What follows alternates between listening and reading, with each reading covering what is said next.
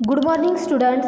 Today we are going to start a new point from this topic, that means input output devices. In last two lectures we have discussed about the some input devices and also some output devices. Today we are going to discuss the input output devices, that means which devices can get input and also produce output.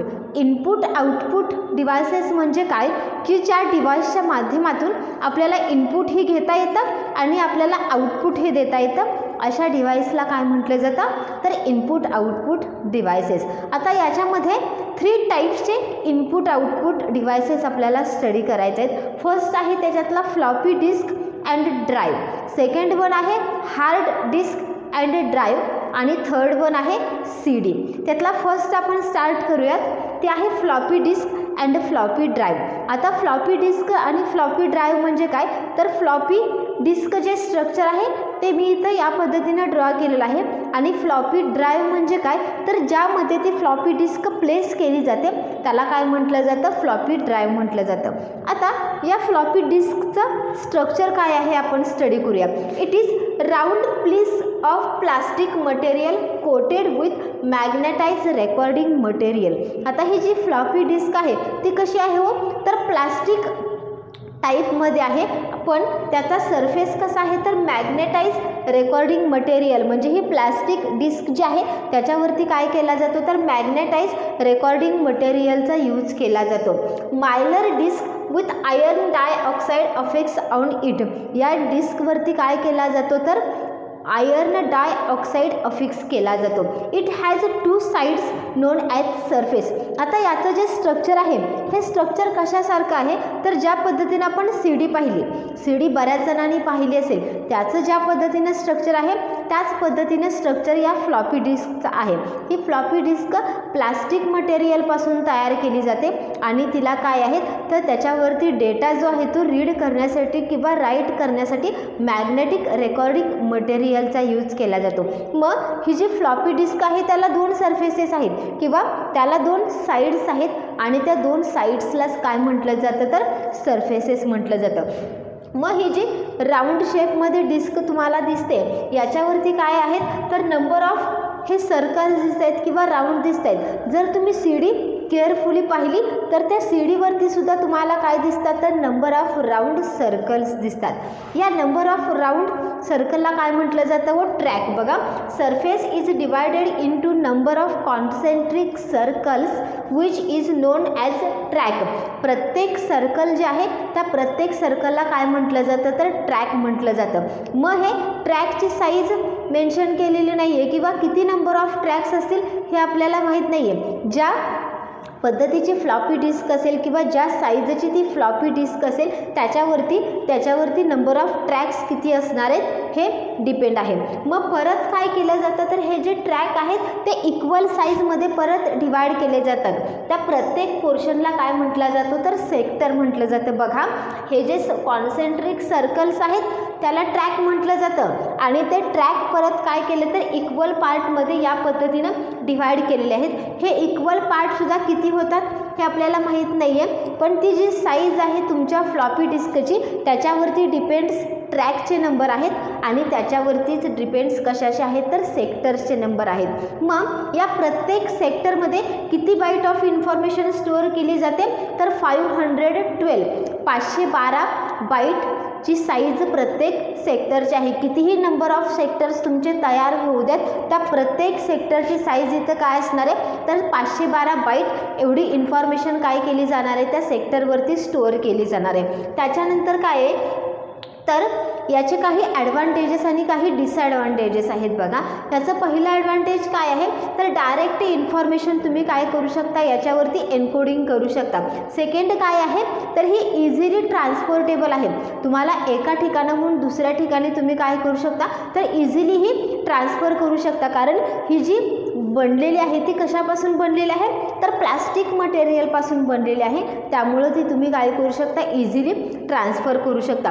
त्याच्यानंतर ही जी आहे ती मल्टीपर्पजसाठी तुम्ही use करू शकता, म्हणजे data read करण्यासाठी use करू शकता, राईट करण्यासाठी यूज करू शकता, बऱ्याचशा कामांसाठी काय केले जातं याचा यूज केला जातो. आणि तुम्ही परत ती रियूजही करू शकता, म्हणजेच काय तर त्याच्यावरचा डेटा जो आहे तो इरेज करून तुम्ही त्याच्यावरती काय करू शकता नवीन डेटाही ॲड करू शकता. आता याच्यात सोबत याचे काही ड्रॉबॅक्स आहेत.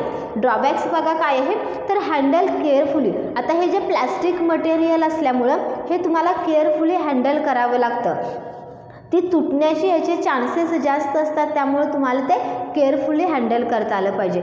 सेकंड काय त्याचं डिसॲडव्हान्टेज आहे तर एन्व्हायरमेंट काय करत असतं त्याच्यावरती अफेक्ट करत असतं, म्हणजे डस्ट पार्टिकल्स वगैरे असतील जर त्या सीडीवरती किंवा फ्लॉपी डिस्कवरती बसले तर ती तुमची फ्लॉपी डिस्क काय होऊ शकते खराब होऊ शकते, म्हणून एन्व्हायरमेंटसुद्धा त्याच्यावरती काय होऊ शकतं अफेक्ट करू शकतं. या फ्लॉपी डिस्क काय आहे तर डिफरंट साईजमध्ये आपल्याला अवेलेबल आहेत की ज्या पद्धतीनं त्याची स्टोरेज कॅपॅसिटी आहे त्यानुसार त्याची काय करण्यात आलेली आहे साईज डिफरंट करण्यात आलेली आहे. जेवढा तुमचा स्मॉलेस्ट कम्प्युटर असेल तेवढी त्याची काय असणार आहे स्मॉलेस्ट फ्लॉपी डिस्क असणार आहे. लक्षात आलं तुमच्या की फ्लॉपी डिस्कचं स्ट्रक्चर कसं आहे तर ही एक प्लास्टिक मटेरियलपासून राऊंड पीसमध्ये तयार झालेली डिस्क आहे. याचा जो सरफेस आहे तो मॅग्नेटिक रेकॉर्डिंग मटेरियलचा यूज केला जातो की जेणेकरून डेटा त्याच्यावरती रीड आणि राईट करू शकतो. याचा जो सरफेस आहे हा 2 साईड्स आहे किंवा याला 2 साईड्स आहेत, म्हणजेच 2 सरफेसेस आहेत. त्या प्रत्येक सरफेसवरती काय आहेत तर नंबर ऑफ कॉन्सेंट्रिक सर्कल्स आहेत की ज्याला काय म्हटलं जातं ट्रॅक म्हटलं जातं. हे जे ट्रॅक आहेत ते परत काय केले जातात तर नंबर ऑफ सेक्टर्समध्ये डिवाइड केले जातात आणि प्रत्येक सेक्टरची कॅपॅसिटी किती आहे तर 512 बाईट एवढी इन्फॉर्मेशन प्रत्येक सेक्टरवरती तुम्ही स्टोअर करू शकता. त्याच्यानंतर ही डिफरंट साईजमध्ये आपल्याला अवेलेबल आहे, त्याच्यामध्ये तुम्ही याचा यूज मल्टीपर्पजसाठी करू शकता. आता सेकंड जे आपल्याला स्टडी करायचं आहे ते आहे हार्ड डिस्क. आता हार्ड डिस्क जे स्ट्रक्चर आहे ते थोड्याफार प्रमाणामध्ये या फ्लॉपी डिस्क सारखंच हार्ड डिस्कचं स्ट्रक्चर आहे. हार्ड डिस्क, हार्ड डिस्क इथं मी त्याचे कॅरेक्टरिस्टिक राईट डाऊन करते. रिजिड मेटल और glass disk.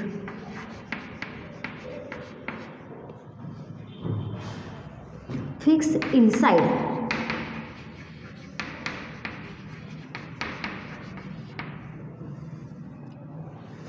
structure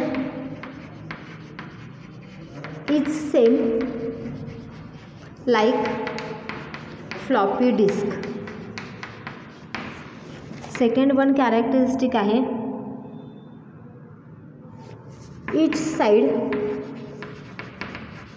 has read write heads.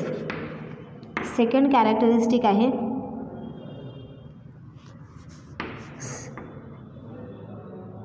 it considered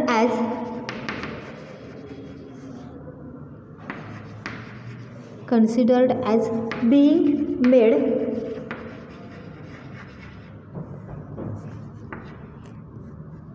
up multiple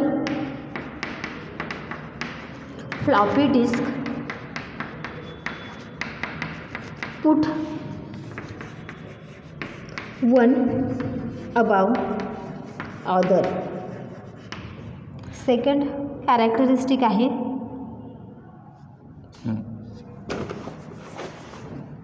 आणि थर्ड जे इनपुट आउटपुट डिव्हाइस आहे ते आहे CD. It is known as compact disk use for audio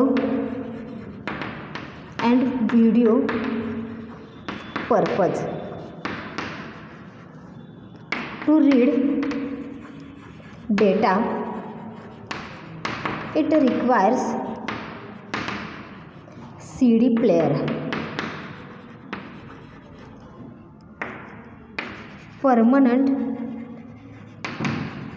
reliable data. आता इकडे लक्ष द्या. सेकंड टाईपचं जे इनपुट आउटपुट डिव्हाइस आहे ते आहे hard disk and hard drive. आता हार्ड डिस्क हे जे वर्ड आहे हे आपण सतत कम्प्युटर लँग्वेजमध्ये यूज करतो. हार्ड डिस्क म्हणजे काय, तर त्याला आपण कम्प्युटरची मेमरीही म्हणू शकतो. कम्प्युटरची मेमरी त्याला मेनली म्हटलं जातं. मग याचं स्ट्रक्चर कसं आहे हो, तर ज्या पद्धतीनं आपला फ्लॉपी डिस्कचं स्ट्रक्चर आहे त्याच पद्धतीनं काय आहे तर ह्या हार्ड डिस्कचं स्ट्रक्चर आहे. पण याच्यामध्ये जे यूज केलं जातं ते वेगळं आहे. फॉर एक्झाम्पल फ्लॉपी डिस्क ज्याला डिझाईन केली जाते त्याला त्याच्यासाठी प्लास्टिक मटेरियलचा यूज केला जातो. पण ज्याला हार्ड डिस्क डिझाईन केली जाते त्याला त्याच्यासाठी रिजिड मेटल और ग्लास याच्यापासून काय केली जाते ती हार्ड डिस्क तयार केली जाते. आणि ही हार्ड डिस्क तुमच्या सिस्टीममध्ये ऑलरेडी फिक्स केलेली असते. बरोबर आहे ना. हार्ड डिस्क जी आहे ती तुमच्या CPU ऑलरेडी फिक्स केलेली असते. नेक्स्ट काय आहे तर याचं स्ट्रक्चर सेम फ्लॉपी डिस्क सारखंच आहे. राऊंडमध्ये याचं स्ट्रक्चर आहे. याच्यावरती सुद्धा नंबर ऑफ कॉन्सेंट्रिक सर्कल्स आहेत. ट्रॅक आहे. फक्त याची स्टोरेज कपॅसिटी जी आहे ती फ्लॉपी डिस्कपेक्षा काय असणार आहे जास्त असणार आहे. याला सुद्धा काय आहे तर 2 साईड्स आहेत, म्हणजेच 2 सरफेसेस आहेत आणि त्याच्यावरचा डेटा रीड आणि राईट करण्यासाठी त्याच्यावरती रीड आणि राईट हेड्स आहेत की ज्याचा यूज करून तुम्ही त्याच्यावरचा डेटा काय करू शकता रीड आणि राईट करू शकता. नेक्स्ट काय आहे तर याचं स्ट्रक्चर कसं तुम्ही कन्सिडर करू शकता तर एकापेक्षा एक ज्याला तुम्ही फ्लॉपी डिस्क एकावरती एक ठेवता त्याला ते जे काही स्ट्रक्चर तयार होणार आहे ते स्ट्रक्चर कशाचं असणार आहे हार्ड डिस्क.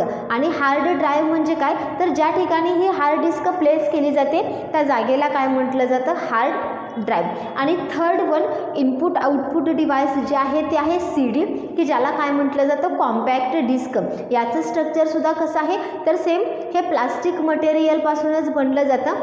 CD हे ॲडव्हान्स व्हर्जन कुणाचं आहे तर फ्लॉपी डिस्कचं ॲडव्हान्स व्हर्जन म्हणून या CDचा यूज केला जातो. या CDचं स्ट्रक्चर जर तुम्ही पाहिलं तर याच्यावरती सुद्धा number of single spirals use केले जातात, म्हणजेच number of single circles use केले जातात की त्या एजेसपर्यंत असतात. CDच्या अगदी शेवटच्या टोकापर्यंत हे नंबर ऑफ सर्कल्स काय केले जातात ड्रॉ केले जातात. मग याच्यावरती डेटा कसा स्टोअर केला जातो तर प्रत्येक सर्कलवरती काय केली जाते एक फाईल स्टोरेज केली जाते. त्याची कपॅसिटी इथं मेन्शन केलेली नाही आहे की त्याच्यामध्ये सेक्टर्स यूज केले जात नाहीत, तर प्रत्येक ट्रॅकवरती काय केली जाते एक सिंगल फाईल तिथे स्टोअर केली जाते. मग ही CD जी आहे ती मेनली कशासाठी यूज केली जाते तर ऑडिओ आणि व्हिडिओ पर्पजसाठी किंवा ऑडिओ आणि व्हिडिओ रेकॉर्डिंगसाठी काय केली जाते याचा यूज केला जातो. याच्यावरती जो डेटा आहे तो रीड करण्यासाठी काय केला जातो तर लेझर राईटचा यूज करून याच्यावरचा डेटा तुम्ही रीड करू शकता आणि राईट करू शकता. त्याच्यानंतर it read data it requires CD player. ज्या वेळेला तुम्हाला याच्यावरचा डेटा रीड करायचा असेल त्याला तिथं तुम्हाला काय लागते तर CD प्लेअरची गरज लागते. म्हणून याला रीड ओनली मेमरीसुद्धा काय केली जाते म्हणली जाते. आणि ज्याला तुम्हाला परमनंट रिलायबल फॉर्मॅटमध्ये डेटा यूज करायचा असतो त्याला काय केली जाते तर मोस्टली CDचा यूज केला जातो. आपण बघतो की बरेचसे सॉफ्टवेअर्स काय केले जातात तर CDचा यूज करून इन्स्टॉल केले जातात, कारण त्याच्यावरती रिलायबिलिटी आहे ती रिलायबिलिटी मेंटेन केली जाते. लक्षात आलं तुमच्या की इनपुट आउटपुट डिव्हायसेस जे आहेत त्याचं फंक्शन काय आहे मेन तर हे डिव्हायसेस आपल्याला इनपुट घेण्याचं सुद्धा काम करतात आणि आउटपुट देण्याचं सुद्धा काम करतात. याच्यामध्ये 3 टाईपचे डिव्हायसेस आहेत. पहिलं आहे फ्लॉपी डिस्क, सेकंड वन आहे हार्ड डिस्क आणि थर्ड वन जे आहे ते आहे CD. आता या चॅप्टरमधला आपण लास्ट पॉईंट स्टडी करणार आहोत ते आहे मोडेम.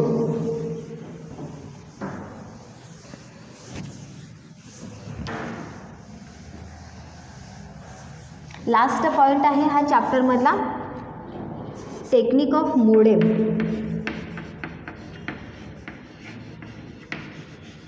इथे मी एक डायग्राम ड्रॉ करते.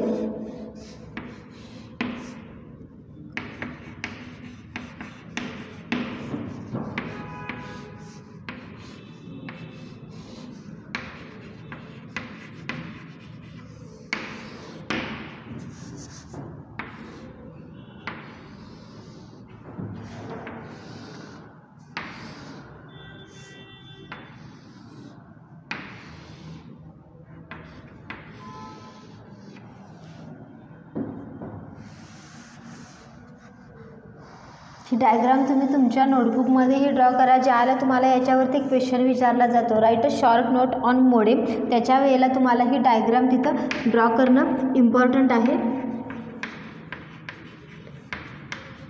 ही डायग्राम आपण एक्सप्लेन करणार आहोत. त्याला तुम्हाला ॲक्च्युली मोडेमचं वर्किंग काय आहे हे मोडेमचं वर्किंग समजेल. हा जो मोडेमचा पार्ट आहे, हा मोडेमचा पार्ट कशामध्ये येतो तर नेटवर्किंग डिव्हायसेस जे आपण स्टडी करतो त्या नेटवर्किंग डिव्हायसेसमध्ये काय केला जातो तर ह्या मोडेमचा मेनली यूज केला जातो.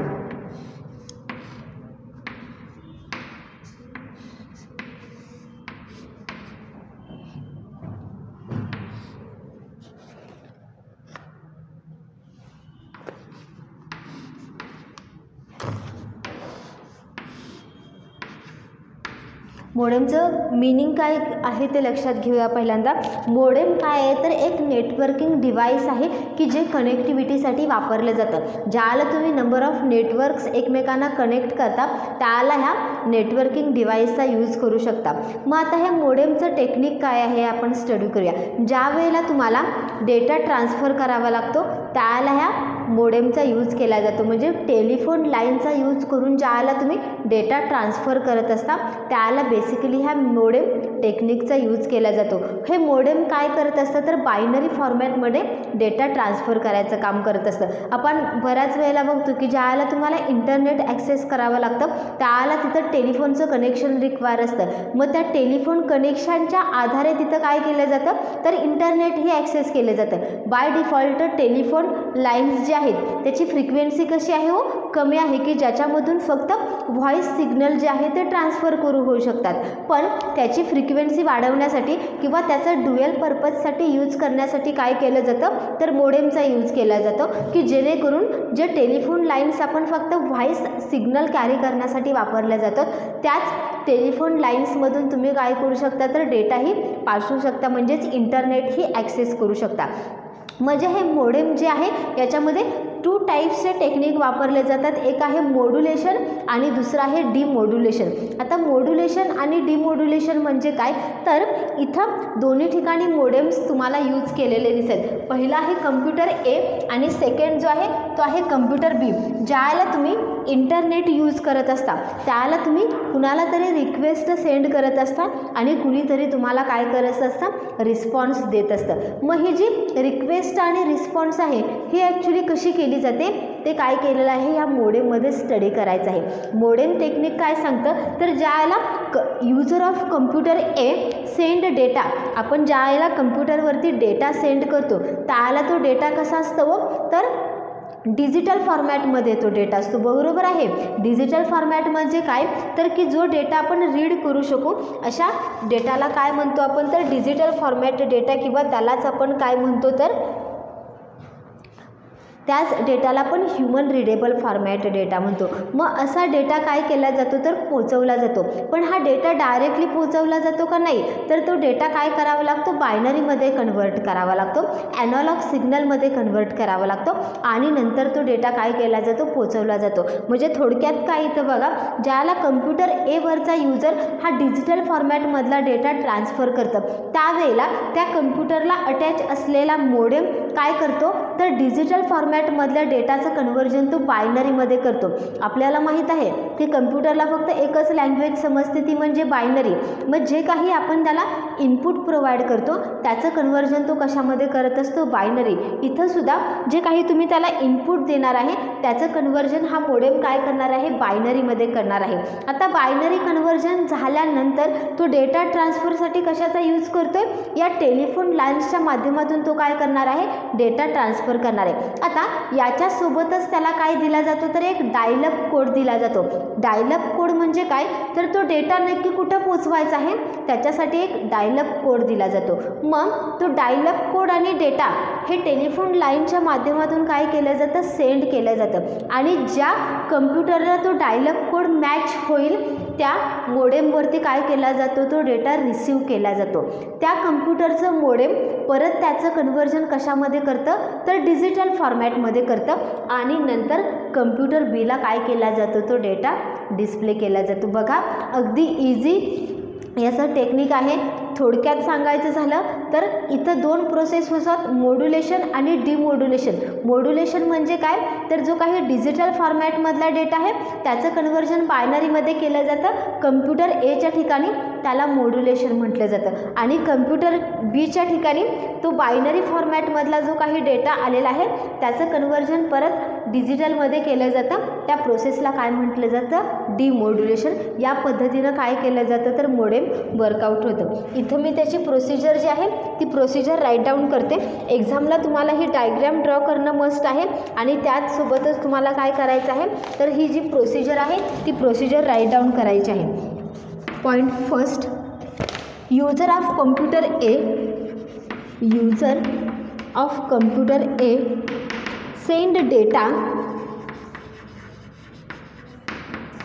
send data in digital form. Second step, modem of computer A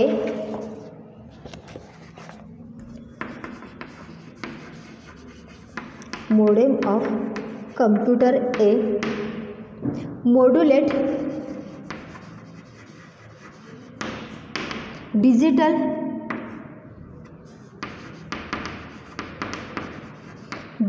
data into analog form is called modulation.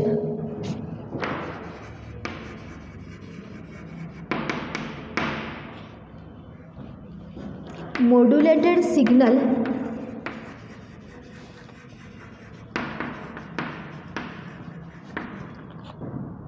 transfer within telephone line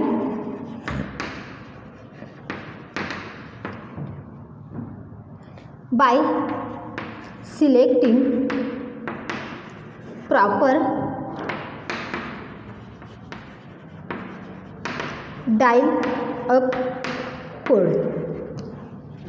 Next step, the modem of computer B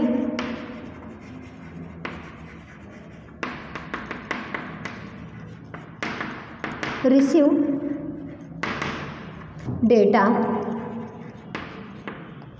by selected code. It converts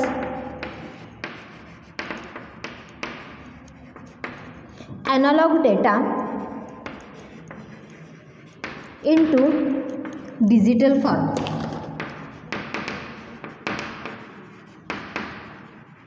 Is called demodulation. The user of computer B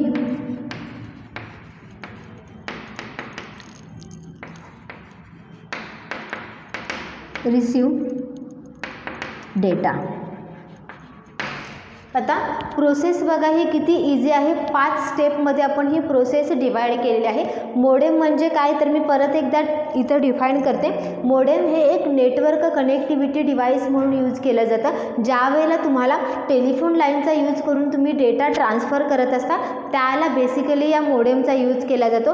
किंवा ज्यावेळेला long डिस्टन्समध्ये तुम्हाला data पोहोचवायचा असेल त्यावेळेला सुद्धा काय केला जातो, या मोडेमचा यूज केला जातो. आता मोडेम काय आहे तर हे एक टेक्निक आहे की ज्याच्यामध्ये मॉड्युलेशन आणि डिमॉड्युलेशन या दोन्हीही प्रोसेसचा यूज करून हे टेक्निक यूज केलं जातं. आता इथं बघा यूजर ऑफ कम्प्युटर ए जो आहे तो डेटा ट्रान्सफर करणार आहे. तो डेटा कसा असणार आहे तर डिजिटल फॉर्मॅटमध्ये असणार आहे. मग हा जो डिजिटल फॉर्मॅटमधला डेटा आहे त्याचं कन्व्हर्जन पहिल्यांदा ॲनालॉग फॉर्ममध्ये केलं जातं. कोण करतं तर त्याला अटॅच असलेला मोडेम. आणि इथं जी प्रोसेस होते त्याला काय म्हटलं जातं मॉड्युलेशन. मग हा मॉड्युलेटेड डेटा जो आहे तो टेलिफोन लाईन्सच्या आधारे काय केला जातो ट्रान्सफर केला जातो.